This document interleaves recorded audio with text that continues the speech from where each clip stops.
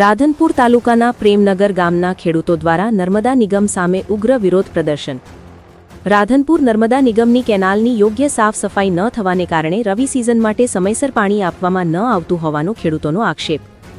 પાણીના અભાવે ખેતી કાર્ય ખોરવાઈ જતા ખેડૂતોમાં ભારે રોષ ફેલાયો।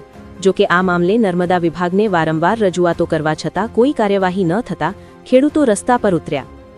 કેનાલની સાફ સફાઈ કરી રવિ સિઝન માટે સત્વરે પાણી છોડવા ખેડૂતોની માંગ અને તંત્ર દ્વારા જો પાણી સમયસર છોડવામાં નહીં આવે તો ખેડૂતોએ ઉગ્ર આંદોલનની ચીમકી ઉચ્ચારી છે। રિપોર્ટર દશરથ ઠાકોર સમી।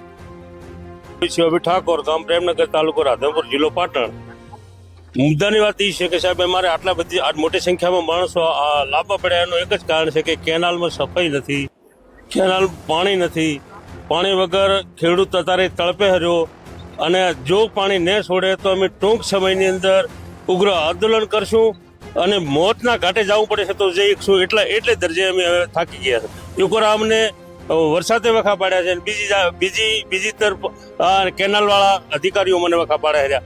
એટલે મહેરબાની કરી અને કેનાલના અધિકારીને અમારે કહેવાનું છે કે પાણી છોડો, કેનાલ સફાઈ કરો, તેથી અમારો પાક સુધરે।